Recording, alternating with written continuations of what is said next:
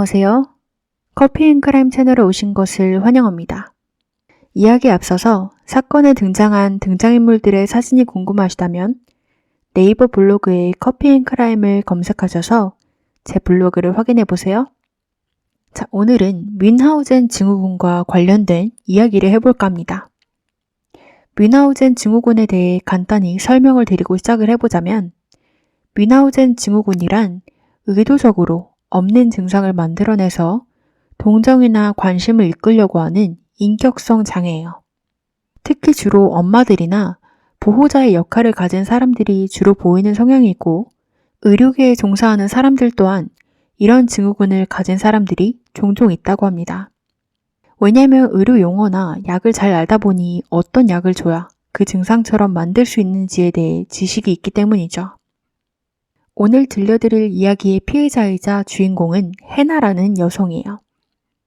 해나는 1995년 8월 25일 미국 오하이오에서 태어났고 아빠는 프린터 가게에서 일을 하고 엄마인 테리는 여러 가지 직업들을 가졌었는데 그 직업 중에는 간호사도 있었어요. 해나는 자라면서 엄마보다는 아빠와 항상 더 가까웠다고 해요. 엄마인 테리는 아이들이며 남편이며 할 것 없이 툭하면 시비를 걸곤 해서 엄마와 집에 있을 때면 항상 집안에 싸움이 일어나거나 분위기가 안 좋았었죠. 하지만 이런 가족들의 분위기는 2002년 2월 해나가 백혈병 진단을 받으며 한순간 바뀌게 됩니다.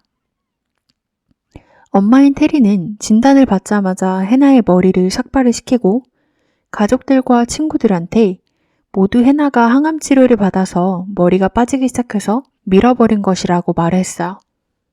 해나는 어린 시절 자신이 남자 같아 보여서 매일 울던 것을 아직도 기억한다고요. 그리고 매일같이 마스크를 쓸 것도 요구되었죠. 뿐만 아니라 제일 힘들었던 건 해나가 면역력이 약하다는 이유로 절친이었던 동네 친구들과도 노는 것이 금지되었던 거였어요. 아이들은 건강하던 해나가 한순간 이렇게 되니까 영문을 몰랐지만 그럴 때마다 테리가 학교에 찾아와서 해나를 대하는 법, 해나를 위험에 처하지 않게 하는 법 등등을 설명을 해주고 해나가 얼마나 약한지를 설명했다고요. 당연히 마음이 안 좋아진 학교 측에서는 머리가 없는 해나를 위해서 해나가 소외감을 느끼지 않게 모자데이를 만들어서 해나처럼 다들 모자를 쓰고 학교에 오는 날 또한 만들어줬어요. 테리는 학교에만 해나의 증상을 설명했던 것이 아니라 온 동네에 자신들이 얼마나 경제적으로 힘들고 의료비가 만만치 않은지를 줄곧 말해왔다고요. 그래서 해나의 친구이던 에밀리의 아빠는 소방관이었는데 그들의 소방서에 모여있던 기금에서 $500를 해나한테 기부를 해주기도 했어요. 뿐만 아니라 에밀리의 아빠로 인해서 이 소식이 소방서 전체에 알려지자 소방대원들은 각각 모두들 개인 자금으로 해나한테 기부를 하기도 하고 음식도 자주 기부를 해주고 여러 방면으로 도울 수 있는 데까지 최선을 다했어요.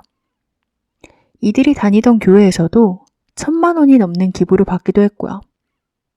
기부가 계속될수록 테리는 더 열심히 사람들한테 자신이 얼마나 돈이 필요한지를 계속 말하기 시작했습니다. 해나는 어딜 가던 동정을 받는 것이 지겹고 창피했지만 자신의 엄마는 동정과 관심 받는 거를 즐긴다는 것을 어린 해나는 벌써부터 알 수 있었어요.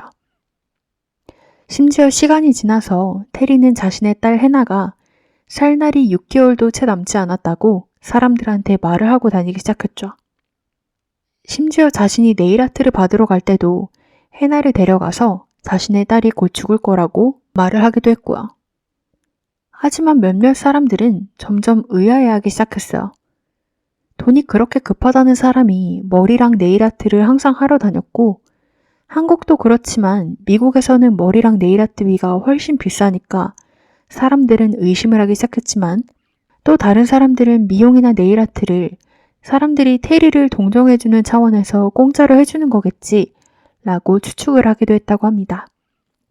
그리고 여러분들은 아빠인 로버트는 이들의 삶에 얼마나 관여를 했을까 궁금해 하시겠지만 사실 로버트는 그저 돈을 열심히 버는데 바빴고 해나의 치료에도 몇 번 가려고 시도를 했지만 그럴 때마다 테리가 무조건 자기가 가야 된다고 우겼기 때문에 테리를 통해서만 딸의 상태를 들었을 뿐 병원에 직접적으로 간 적은 없었다고요. 또 테리는 베스라는 이름의 간병인을 고용을 해서 매일 집에 간병인이 상주했다고 말을 하기도 했지만 이 베스라는 여자는 꼭 로버트가 일을 갈 때면 왔기 때문에 실제로 베스가 존재하는 인물인지 본 적은 없었다고 증언을 하기도 했어요.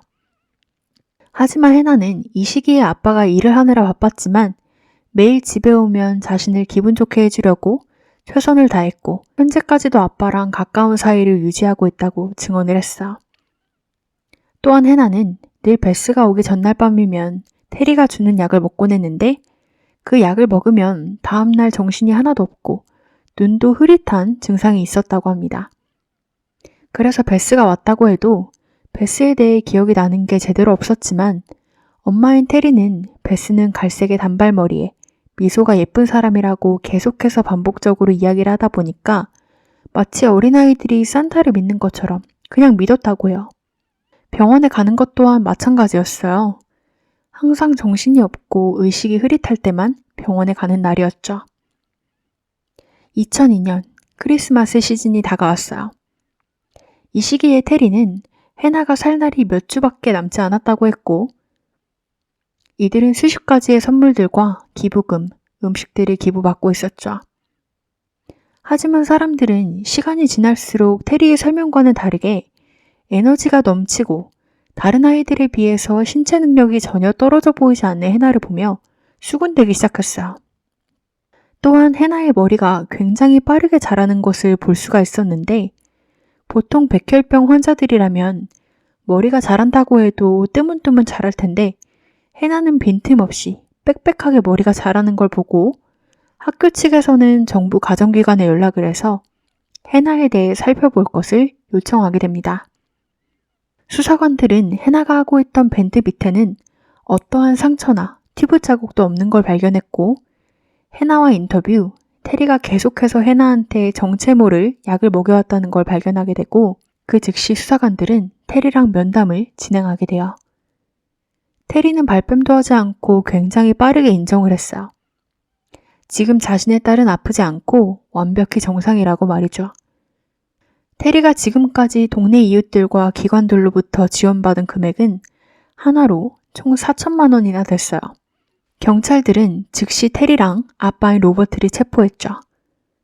하지만 로버트는 처음부터 그리고 지금까지도 자신은 아무것도 모른다고 주장을 했기 때문에 그가 사건에 얼마나 연루되어 있었는지는 미지수예요. 그리고 부모가 둘 다 잡혀갔다 보니까 해나는 임시보호가정에서 1년이라는 시간을 보냈어야 했는데 후에 해나는 이 1년이 살면서 가장 힘든 시기였다고 밝혔어요. 1년이 지나고 이모가 임시보호가정에서 빼줘서 자신을 돌봐줬던 게 가장 행복했던 순간이라고 회상했죠. 그리고 로버트와 테리의 재판이 각각 열렸어요. 로버트는 무죄를 주장했고 테리는 자신이 심신미약으로 이런 범죄를 저질렀다고 뮌하우젠 증후군을 앓고 있었기 때문이라고 주장을 했는데요. 이 주장을 듣고 로버트는 이 증후군이라면 자신의 부인이 저지른 행동이 설명이 된다며 부인의 곁을 떠나지 않고 곁을 지켰지만 해나는 자신의 엄마가 다른 정신병은 몰라도 뮌하우젠 증후군은 아닌 것 같다고 현재까지도 그렇게 생각한다고 해요. 그리고 재판에서 로버트는 무죄를 주장하다가 유죄로 주장을 바꾸기도 했는데요. 그 이유는 변호사가 로버트가 유죄를 인정하면 해나가 임시보호 가정을 가지 않고 바로 이모의 집으로 갈 수 있다는 잘못된 정보를 줘서 유죄로 인정을 했지만 결국 그건 사실이 아니었고 로버트는 자신이 하지도 않은 죄로 4년이라는 시간을 감옥에서 보내게 됩니다. 그리고 테리는 6년형을 선고받았고요. 해나는 이모의 집에서 그렇게 15살까지 살다가 아빠랑 다시 재회를 해서 아빠랑 3년간 살았고 그 후에는 독립을 해서 현재는 아이도 낳고 결혼을 해서 잘 살고 있다고 합니다. 아빠인 로버트랑은 아직도 가까운 사이를 유지하고 있고요. 여러분들은 이 사건에 대해서 어떻게 생각하시나요? 여러분들의 의견 댓글로 많이 남겨주세요.